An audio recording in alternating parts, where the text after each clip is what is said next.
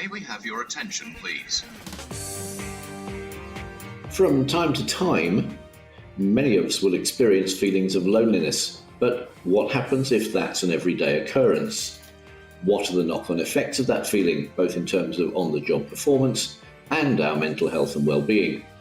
And what can be done to best manage and support those who are lone workers? In this episode, we'll look at some of those questions and lead you towards some of the answers. Those questions have been a concern for our industry for some time, which is why RSSB was asked to set up a research project to look at the situation of lone workers. One issue was, who is a lone worker? As you'll hear later, until now there hasn't been an agreed definition, so it's been hard to judge how many people may be affected by working alone. So RSSB was asked to look at and develop a better understanding of the health, safety and well-being impacts of lone working. One thing we do know is that the COVID-19 pandemic and the need for social distancing, the resulting financial situation that's put pressure on cost cutting, and the reduced numbers of people available to work because of illness and self-isolation have all meant that many of us find ourselves working alone where perhaps we didn't before. To tell us more about the results of that research and its findings, particularly for anybody who does work alone, I'm talking to Joana Faustino, our senior work psychologist at RSSB, who was my guest on the very first episode in our series of podcasts. So, Joana, welcome back. Also with us today is Rachel Rowlinson. So here I'll ask our new guest, Rachel, to tell us how you got into your current role in the rail industry. But Rachel, can you explain what Britain Thinks does and why you were chosen to work on the research? Hi, Anne. Thanks for having me. My company works on social and market research projects, often to help inform things like policy and communications development. At Britain Thinks, I have a particular interest in transport and rail research and currently lead on our ongoing contracts to deliver communications and deliberative research to the Department for Transport. I've also worked with other organisations in other sectors like healthcare on employee experiences and working conditions. Thank you, Rachel, and welcome. I've given some context as to why people on the railway might find themselves working alone from time to time, but could you give our listeners some more details of the work that you've done? Of course. As with many pieces of research, we first looked at what work had been done before. This involves what we call a literature review, where we look at previous study reports to see what's already known and what might be applicable to the railway environment. But we also involved real people who work on the railway in a workshop and interviews with people who work alone and also with their line managers. From this, we've been able to develop some practical guidance for lone workers that gives suggestions about how to take care of your health, safety, and general well-being, including mental health. Thank you, Rachel. That sounds quite comprehensive. Joana, if I can turn to you now, could you please tell us a bit more about what has come out of the research project? Yes, of course. The first thing to say is really that we haven't just written guidance for people who are lone workers. We really wanted organizations to be able to identify lone workers, understand the kinds of risks associated with lone working and address them. So in addition to guidance for lone workers, we have also produced guidance for line managers and HR. So much of the information is common to all three guides, so everyone is aligned in supporting the safety and well-being of lone workers. One of the reasons why we wanted to focus on lone working was the fact that the rail industry didn't actually have a set definition of lone working. So the concept of lone working meant different things for different organizations. And we really wanted to reach agreement on a definition that reflected the reality of lone working in rail. So this is what we came up with. A lone worker is someone who works physically alone for a number of hours with low levels of contact with other colleagues. So this means you are a lone worker if you sometimes or always work alone without a colleague nearby, you work alone for more than a few hours at a time, you have a low level of direct or immediate contact with colleagues. For instance, if you have limited points of contact, take breaks on your own, or have poor phone signal. You make the majority of decisions alone without input from others and have a low level of support or supervision. If you aren't sure whether you are a lone worker, please do have a look at our guide for lone workers. You'll find that on the blog page for this podcast on the RSSB website. Joana, let me interrupt for a moment. You've just given us a list of characteristics which together may define someone as a lone worker. Just how many people does this involve? Well, and the simple answer to that is that we just don't know for sure. So we have estimated that across passenger and freight train operating companies, the percentage of lone workers may range from 47% to 79%. But the data we had access to was very limited, although quite consistent across companies. So what we know is that the numbers are likely to be significant. Those are very high numbers, and the need to work from home for many of us may have added to them. I'm sure the pandemic has had other effects too. I'd like to turn back to Rachel. As you were closely involved in the research, what did you find? Has it influenced the definition in any way? Yes, well, from speaking to lone workers, we learned that some roles that previously were two-person jobs may now actually be completed by a single person, but many of the processes and policies around that work hasn't changed. The pandemic may also mean that some people are in lone working roles temporarily, but there's quite a lot of debate about whether things like working from home count as lone working. Yes, and the approach we have taken is that working from home doesn't automatically mean someone fits the lone working definition. So if you are working from home, you may not have any colleagues nearby for the full duration of your working day, but are you out of contact with colleagues? Does the nature of your role mean that there's little reason to contact colleagues unless in the case of an emergency? Do you have a low level of support or supervision? Do you make most of your work decisions alone?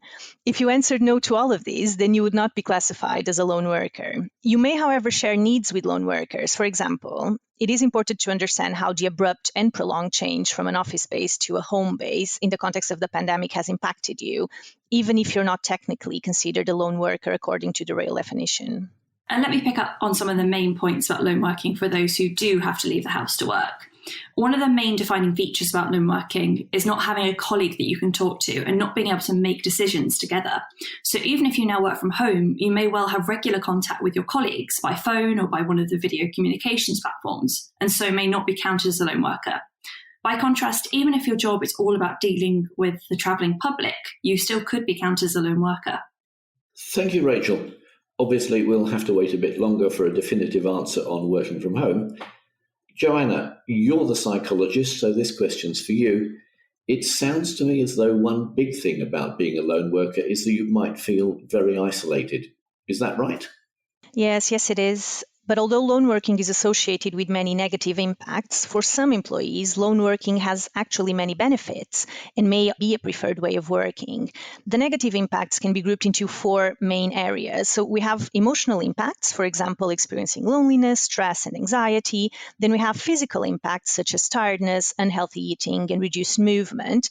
Work-related impacts would include loss of concentration and focus. And finally, personal safety risks such as the risk of violence and the inability to get help for themselves and others in the case of an emergency. Those are some widespread and quite far-reaching impacts. Rachel, did you find that there's anything that particularly causes the negative outcomes of lone working? Yes, we did. We found that lots of the negative outcomes from lone working come as a result of having to make decisions alone and often quickly, as well as having limited contact with colleagues and managers for support and conversation. But those aren't the only factors that can cause these outcomes. For some, the work location can be a cause. For example, if you work in a rural or other isolated locations quite far away from people.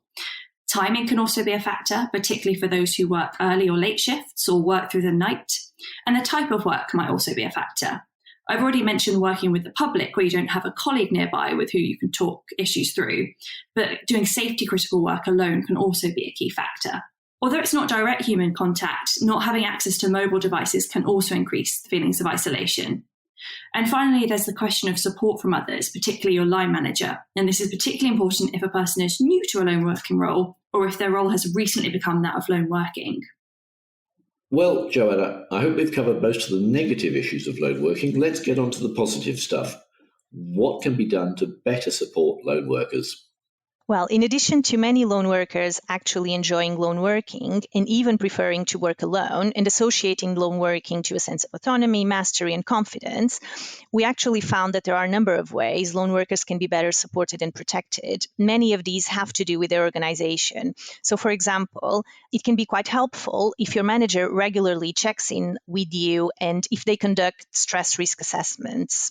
At an organizational level, it is important to have policies focused on lone workers and to ensure support is provided proactively, not just in reaction to a critical event. We need to remember ourselves that companies have a legal obligation to assess risks to lone workers and take steps to manage those. And we wanted to ensure they had all the tools to be able to do it, which is why we produced the guidance documents for line managers and for HR departments as well. Okay, so that's what others can do to support lone workers. What can they do to support themselves, both in terms of health and well-being, but also in terms of their personal safety? Well, I would say one of the first things is really to visit the RSSB website and find the guidance. In there, you'll see 9 top tips that we came up with for lone workers, which I can summarize quickly. So first of all, it is important as a lone worker to start to be aware of your mental health, what at work makes you feel better and what makes you feel worse. And then talk about how you are doing and share any issues you may have with your line manager or other colleagues. We know it can be difficult to be open up when struggling, but communication will give you access to help before you feel worse. And also make a conscious effort to check in with your manager and connect with colleagues, or try linking up with other lone workers you know, or with lone worker networks. Undertaking training to build your sense of confidence in your role and to provide you with a range of ideas on how to manage your job and your health is also really important. Again, we know it can be difficult to fit in training, but it's important to let your line manager or organizers know if you can't make it so they can arrange an alternative for you. Some of the points that Joanna just made were more about mental well-being, but you also need to pay attention to your physical safety. So for that, we suggest being conscious of the risks you're taking and not just accepting them as part of your job, proactively assessing them before and after, developing ways to stay focused when working alone. And this can include things like talking out loud through processes, having background noise like the radio if it's allowed in your role, and using dynamic risk assessments. You can keep up to date with your organisation's policies and practices, and if you don't know where you can find these, ask your line manager, a colleague, or a union rep. If you feel your policy is not fit for purpose, raise it with human resources. Guidance on developing lone working policies is available for your organisation from this project. Another tip is to make sure that you keep all your support services, like panic alarms and torches, in working order, and that you know how and when to use them. And finally, we found that lone working roles are typically those with a lot of sitting, so it can be beneficial to both health and concentration to make a conscious effort to introduce some movement into your day, even if that's just standing rather than sitting when waiting. Thank you very much, Rachel. Joanna, I noticed your first tip was about noticing mental health and what impacts that. Do you have any further tips on how lone workers could do that? Yeah, as part of the guidance for lone workers, we've developed something called the Lone Workers Wellbeing Action Plan. This is a simple set of questions that lone workers can complete. It's there to help them reflect on things that keep them happy and healthy at work and to identify any situations that make them feel stressed, anxious, or worried. This is something lone workers can do for their own benefit, to help them think about what they need, or something they can actually choose to share with others, like their line manager. There are questions about what it might look like when they're feeling mentally unwell, so perhaps when they're stressed. And that information can be helpful in supporting line managers and colleagues to be more aware of when a lone worker might need some support, or really when a lone worker might just need a chat. Thank you, Joanna. This sounds like it's been very well thought through and useful information, but we don't have the answer to everything. Beyond our guidance and their own organisations, where else can lone workers go for support if they need to? There are lots of support organizations and resources out there you can use, and many of them are listed in the guidance for lone workers. If you ever feel in the need for urgent mental health support, you can call the Samaritans on 116-123. They're available 24/7.